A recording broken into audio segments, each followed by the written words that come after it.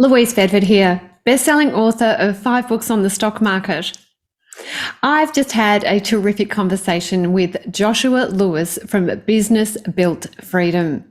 Business Built Freedom is a wonderful podcast, and if you're a business owner, I know that you'll get a lot out of it. We talked about how trading can dovetail into your life as a business owner and how important it is to have an entrepreneurial attitude when it comes to being an effective trader, but also an effective business owner. I'll hand it over to Joshua and you can listen to our conversation.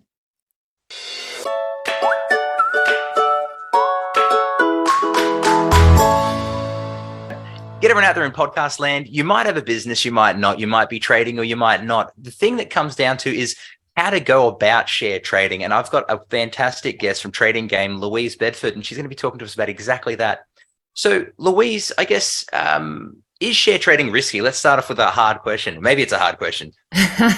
Look, everything involves risk. Do you know one of the biggest risks, though, is that if you just leave your money in the bank and you don't strive and you don't look ahead to see what could be coming down the road for you, that to me has always been a far bigger risk. When I had a job in corporate, every year around about Christmas time, they used to retrench, and that was always such a scary time.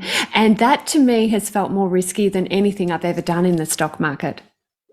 And I'd say, like, using that as an example, actually, like, people think, oh, I've got security with where I'm working, but you don't really have control, particularly in a volatile market like we're seeing across many different categories of industry. Having this means you could have a residual income coming in and you're not necessarily going to lose control. Is there, would you agree with that to start off with? Yeah, you're quite right. In fact, what I'd even go further to say is that once you've got income coming in on the side from your business or your job, what that does is it gives you the ability to truly discern what you want. So you can say no to that unreasonable boss. You can say no to having to franchise your business if that's not something that you want to do. It gives you the power to say no. And I love that. That to me is emotional freedom. You don't even have to make enough money out of the stock market to completely replace your income. It might just be a side income. And once you've got that, it does free you up. And it's a lovely feeling. Well, I know myself. So I've been running this company now, Dorks Delivered, for 16 years. And it was only maybe the last 5 years that I've been able to really live with the FIRE principle, the financial independence, retirement early. And that lines up very well with what you're saying. When you have that financial freedom to go, well, if I decide to close my business, the mortgage is still getting paid. If I decided to take a few days off, the mortgage is still getting paid. If you've got that reoccurring residual income, and when it's within your control, doing things like share trading, that which is pretty much capable of anyone jumping in and doing, there's no reason why they shouldn't be. And like, what are we in? So we're in April at the moment when this is being recorded, and the current rates that I've seen on returns are sort of 9s to 12s with medium risk investments for Australian companies. What are you seeing out and about around the place? Well, currently the Australian companies are the ones to invest in. So if we're going to take it right up to the moment, the US has only just turned on in terms of my macro. I've got a macro filter that says when I can invest in different markets around the world. So with Australia, we've been on for a little while now, and the US has just come online. So it's really important when you're a trader to look at your universe. Think about the areas of risk with each market and make sure that you're backing that long-term trend, because really, if you're going against that trend, that is when people run into trouble. Yeah, right. So on that, how easily can you make sure that you're doing the right trades if you've got a different risk profile to someone else? Like, I know myself, I'm not into highly volatile investments, but I would say I'm a medium risk type guy. How do you go about finding out where you sit in the ecosystem to make the right decisions? Yeah. I think it comes down to how you feel. When you are putting on a trade, you have that churn feeling in your gut, that type of I can't sleep at night feeling, you know Yeah. you've gone too far. So everybody's different, and you can diversify across different markets, but you can also diversify across time frames. So a lot of your people are already in their own business and they're probably quite active in that business. So they wouldn't be looking to do something like for hourly trading. That would Mm. be perhaps a little leap too far, and that could make them feel uncomfortable. So most people, I suggest that medium risk idea is a great one, and that medium term time frame is a terrific idea as well. So investing where you're looking at weekly charts, you can put in as little as an hour, maybe 2 hours a week, and still end up with wonderful returns. But of course, the education has to come first, doesn't it, with everything? And that was what I was going to ask next. So what should I learn before I'm going to be a trader? What are the things that you must absolutely do before you dip your toe in? Yeah, before you put a cent into the market, read some good books. I mean, there are so many wonderful books these days. Back when I started trading in 1990, there was nothing by an Australian author. It was just like some sort of desert scene out here. Whereas now you can read books like Trading Secrets, Charting Secrets, or my business partner Chris Tate's book, The Art of Trading. Now, all of those books will give you the preparation you need to learn about what the markets are doing, how to analyze trend, and how to present the best possible chance that you have. Because the difficulty is, I think, in the beginning, we think we are bulletproof, but the concept of there are no old, bold traders has never ring more true. There are no old, bold traders. We all need to be conservative, and we need to educate ourselves about entry, exit, and how to position size. They are the three core tenets of every effective trader. It's awesome news. So if you've got, as you said, Trading Secrets, which I was going to ask, what's your favorite book and what book would you suggest as a resource? You've jumped the gun. Perfect. And it looks like a fantastic author behind that one as well. Yeah, I like it. um, for those of you playing at home, it's a book that Louise has written, and I'll chuck a link in it here for everyone to check out on Amazon. When I've been trading, I've been using ComSec, and I remember back in the day they had like I'm going to call it the playground, where they gave you some funny money, $1,000 or something like that, and you could play around with the fake money to see how you go. And sort of, I think they've shut that down now. Is there other platforms like that where you can kind of pretend trade and not and sort of get your bearings before you start going too hardcore? Absolutely. So you're looking for demo accounts. Demo accounts are exactly as you've described. So some of the brokerage firms that offer those particularly are CFD providers such as CMC. So they do give you that playground, that ability to test out your ideas, but you can just as easily do this on paper. The difficulty with paper trading, I find, is that people tend to sweep those mistakes under the bed and go, whoops, that wasn't one that I really would have got into. Surely not. And they just cherry pick and keep those very ripe, lovely trades in that portfolio and think that they are a god. It's a little bit like when you start business, you don't really know what you don't know. So the important thing is to start with small position sizes, start with an area that you're comfortable with enough to have a shot at it, and put a little bit of real money in there, even if it's a small amount. You will always learn more when it is your own money on the line compared to trading on paper. I completely agree. I for a little while there, are you familiar with binary options? Yes. So I was mucking around with binary options for a while there, and I was doing some it became very addictive. And I noticed the trade window was becoming smaller and smaller, and the times that they were becoming closer and closer, and I was getting more and more addicted. And then someone said, "What's the difference between this and gambling?" And I went, "You know what? At 30-second intervals with binary options, what is the difference?" And that's, I guess, with obviously it's a bit of a different fish than traditional trading. But how would you compare the two? And do you think that there is any any value in someone comparing it to gambling, or what are your thoughts on that? I think it's a good topic because really, if I was with you back then, I would have given you a bit of a because we need to rely on the source of data. The true source of data is, does what you are doing help you or harm you? Now, that could only ever have harmed you over the medium to long term, probably even the short term, my friend, probably. So, what we really need to do is look at in the past what has been effective, what has worked. You're in your own business, you know this as well. For your own business, you will continue doing the strategies that worked in the past. And that's what we need to do with trading also. Either you need to learn from somebody who knows what works, or you need to be prepared to make a few missteps, to make a few miscalculations, and probably as well, it's going to take you a lot longer to be able to get to the money.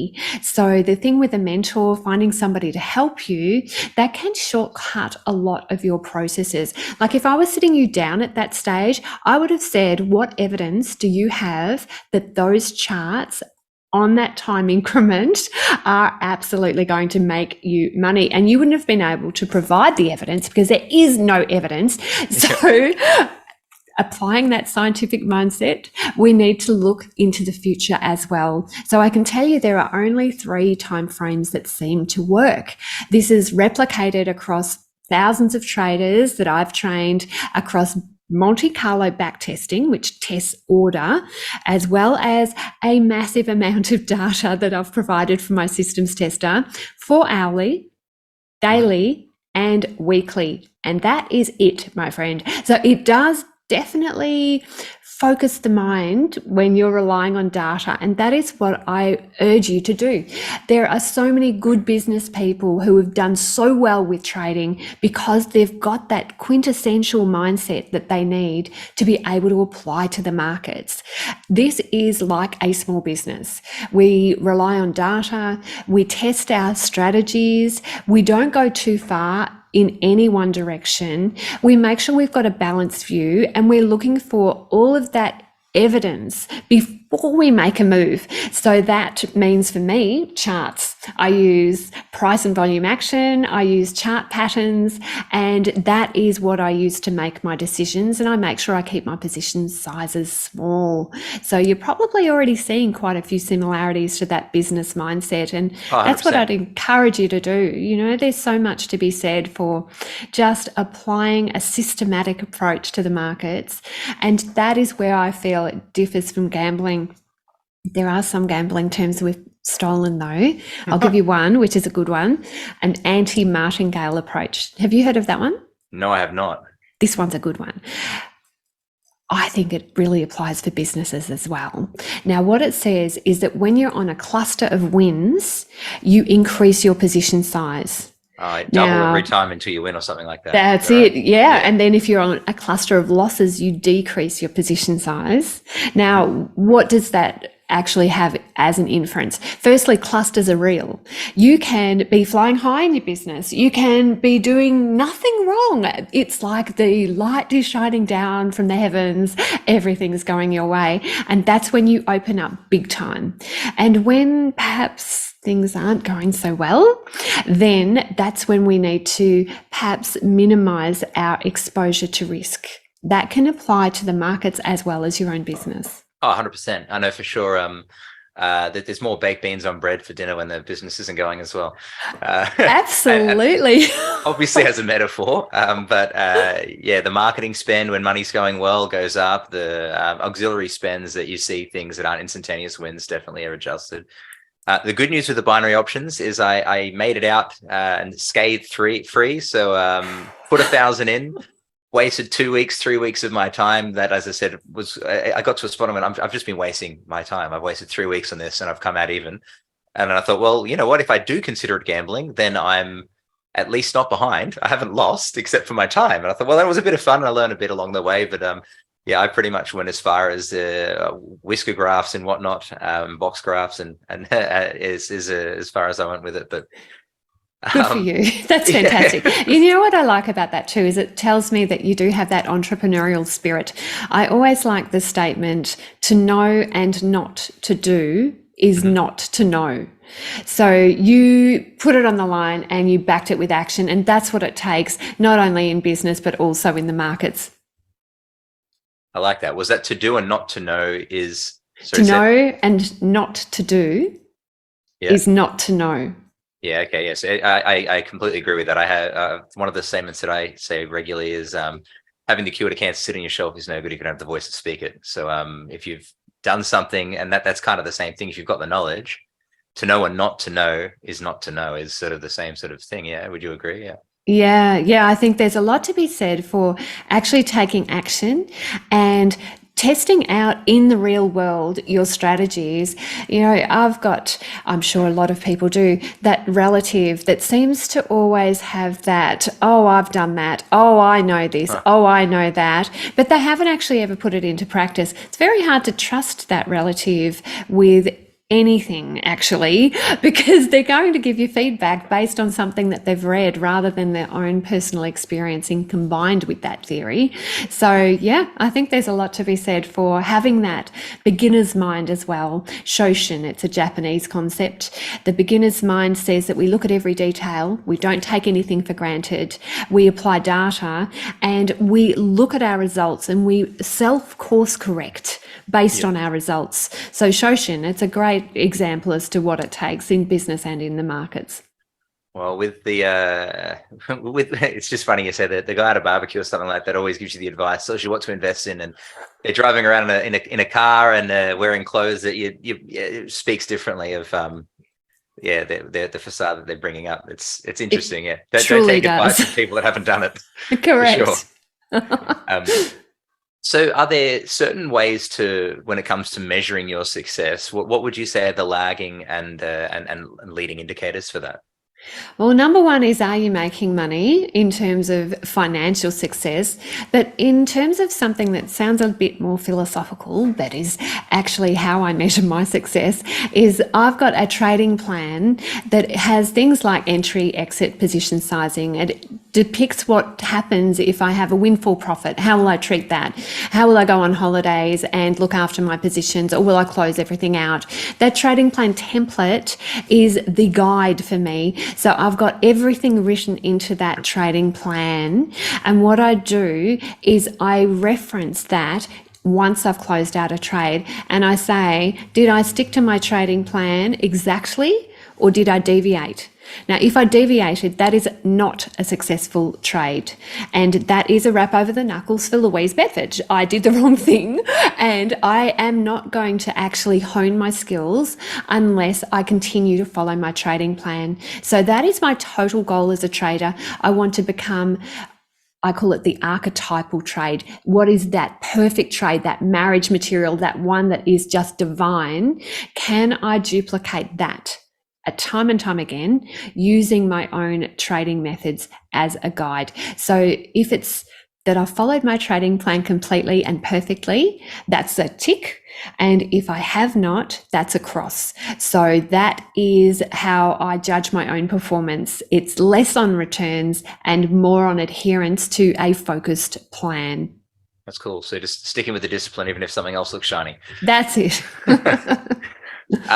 If for someone like a business owner like myself, I measure everything. I measure the amount of time that I'm spending talking to my family. I measure more stuff than I probably ever should. So if I sit down and watch a TV show and it takes 2 hours, what was that 2 hours worth to me? Should I have spent that somewhere else? Keeping that in mind, if you're looking at the hours and you're saying look at 2 hours a week as sort of a medium term earlier. So if you're looking at 2 hours a week and maybe trading up to a 4 hour daily, or as infrequently as weekly, what would be the amount of time or what would be the minimum investment for people to see a breakthrough on the time that they're spending? Or would you suggest at the start it's a learning adventure? If you went to university, you'd be paying to do it. You're better off just starting out, getting your bearings, and don't try and win gold and get some money back when you're just learning how to swim. Sort of, does that sort of make sense? The question: what's the minimum investment to be able to Yeah, offset your hours at? Absolutely. So I do think that people do expect success straight away, and we can make mistakes by doing that because we can force a trade. That means that you're trying to create something that didn't exist in the first place. So I would like to always, with my traders who are educated, they're following a method that works, I'd like to see them break even in the first year. And once they've broken even, then I would love to see them perform at the market return. So we know the Australian market returns 12 to 14% a year.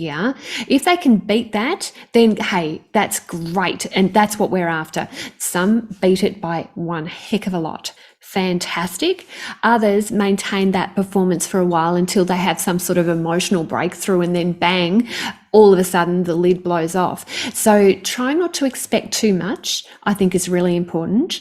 Following your trading plan and making sure that you have somebody to support you, some mentor, someone who can guide you so that you are shortcutting your process. I definitely agree. And that goes the same in business. You were talking earlier of starting out in business and doing what works. The only way you find out what works is generally by doing what doesn't. And the way you work out that quicker is through talking to someone with a bit more experience. And that comes down to me asking you a bit more about Trading Game. So how do you guys help out with that? Well, Trading Game is the company that I started with my business partner, Chris Tate. We run a mentor program, and it's a repeat for free course. We've been running that for the last 23 years, which is quite staggering because we've had people from the very first course repeat every single year. And that way we can provide that beautiful level of support and community involvement for our traders. So if you're keen on trading and you're looking to take that next step so that you can say no to things that you don't want to do, so that you can develop a side income alongside your business, and that you can have some life choices open up, then come to tradinggame.com.au and download my free trading plan template. That template will take you through all of the specifics that you need to know to execute trading in a very educated way. So tradinggame.com.au, download that trading plan template, and I'll even give you my Trading Made Simple course for free. How about that, guys and girls? You can't go wrong. There's no reason you shouldn't be out there and having another reoccurring residual income sitting there passively ticking away at the back, and at returns around 12 to 14%. What are banks returning at the moment? Is it 1% or something? It's not even worth mentioning, is it? Yeah, it's so negligible. I think the key with this is once that you have got those skills, once you've developed those skills, they stay in your head forever. So you've got something that's fully transportable, not only now around the world, depending on where you want to live, depending on what holidays you want to take, but it's also into the future. I want to be doing this from the old person's home. I trained a trader. He was 89 when he finally died. He'd been a full-time trader for the last 12 years of his life, and he said it was the best 12 years that he'd ever experienced. I love it. I've got a couple of friends that are right into it, and he was able to buy the majority of his house through the tradings that he'd moved from 40,000 up to around $1 million. So he loves it. And as I said, I don't know if I said it offline, but I'm keen to get back into it. And it's something that I did have a passion for before. Well, now you've got a friend in the business. I got no reason to not. Well, come to my site, download that template. That'll get you started again. Sounds good. Very keen. And is the adage sort of don't spend money you're not happy to lose sort of fit here? Because see, my problem, as I was saying earlier, is my business is the vehicle to buy into property. Property's fantastic, but it's really not very liquid. And it's, well, we don't know what it is at the moment with where the property market's going. It's going up and up and up, but people keep saying the bubble's going to burst. And I'm like, yeah, well, we'll see what happens. But is it fair to say you shouldn't spend money you're not happy to lose? Or is at 1% in the bank, it's incredibly safe, but it's incredibly boring? Yeah. And you're not really bringing any return in? I never like that statement, to be open with you, because I think that presupposes that you are going to lose the money. Yeah, that's now, fair. Yeah. That is a problem. And if we can risk control effectively, where you're only using 1% that's at risk at any one time, that will set you up so that you can have a string of losses and you're not going to end up in trouble. So I always teach my traders to use an if-then statement. So if I lose 25% of my money, then I will stop entering new positions conditions and I will consult a higher authority. So that if then statement protects you as the worst case scenario. We need to look at best, we need to look at worst, and we need to look at most likely. Yep. So that is the worst case scenario situation looked after. So once you've got that, then heck, why not learn another skill? I think it's a fantastic thing to do. I had my own business way back when, as we were talking about off air, and it did equip me with so many of the forward-looking skills that I needed to become a successful trader. That's cool. Well, I think, as you said, you've been running this show for quite a while, and you had your other business in the late 80s, you're saying? Yes. Amazing. and yeah, good to see that you didn't get too scared off and you jumped into something else. Yeah, I think once you've got it in your heart to be an entrepreneur, it's really hard to cap that on the head, isn't it? And say, stop. like you were saying, it becomes addictive. And particularly like trades, I know, and you just get right into all the different things that are happening with the news and keeping your finger on the pulse. Yeah, it's a great way to be. Yeah. So you were saying. I know some of my listeners will be very keen to hear a little bit more about you. Perhaps you could tell us a little bit about your podcast so they know how to get in touch with you. Yeah, no worries. So the podcast is called Business Built Freedom. We talk to business owners and different people from around the world that will let you get to that spot, having business built freedom. So whatever that is to you, and that could be having more time to spend with a family, or maybe you hate the family, you just want to spend more time fishing or something else. It doesn't matter whatever the reason is. Business Built Freedom we created because we find there's a lot of people that do need a hand, need to know there's other things out that they can invest in. They don't have to go and save up a huge deposit for a house. If they start with you at Trading Game and then build themselves to a spot that then have a more decent deposit, that can then be the fulcrum that allows them to have the lifestyle they want sooner. And that's ultimately what it comes down for us. So on that, what is Business Built Freedom to you? Business Built Freedom is the ability to say no. It's the same as trading built freedom. I look to make strategic choices in my life. I've got 2 kids. I did not want to work full time in the corporate role that I used to have, and to be able to trade and bring up my children. I mean, they're 15 and 20 now, so time has ticked on, but to bring up my children where neither child has ever known a full-time working parent, because I brought my husband back out of his business so that he could enjoy being a full-time parent as well. So that ability to choose your direction and to not have anybody else call the shots is right up there with oxygen for me. That's beautiful. I like it. And being able to say no is more powerful. Too many people say yes in business and they end up being what we call the golden handcuffs, living the lifestyle they've created in a jail they've made. And a lot of the time it's not the lifestyle they wanted, and it comes back down to sort of the business plan, or as you're saying with the trades, was it set up the way that you thought it was going to be set up? Did you do it the way it was meant to be done? What happened? Naughty. Absolutely. Well, I can see why you're successful in business. It's lovely. I'm glad that we can have a laugh about our past issues. Oh, it's good. And Louise, I've loved having you on the show. And is there anything you'd like to leave our listeners with? One of the things I think that is so important is that if you have something inside you, some burn, some level of ambition, some bubble of excitement, and you can feel that this conversation has ignited that, then act right now. Don't let this dwindle into the background, because we know life gets busy. We know it's very important that we act now as entrepreneurs. So do it. Come over, visit me at tradinggame.com.au and get your trading plan template so that we can stay in touch. Beautiful. Well, I'm going to be doing it myself, so everyone else has no excuse. Jump into it. If you're a novice, if you're not, as you said, you've had people that have been doing the course for years and years and still getting something out of it. So jump over there and see where you end up. And Louise, I've loved having you on the show, and thank you for your time. Such a pleasure. Thanks so much. If you have enjoyed this episode, jump across to Business Built Freedom, leave us some love, give us some feedback, and everyone out there, stay good.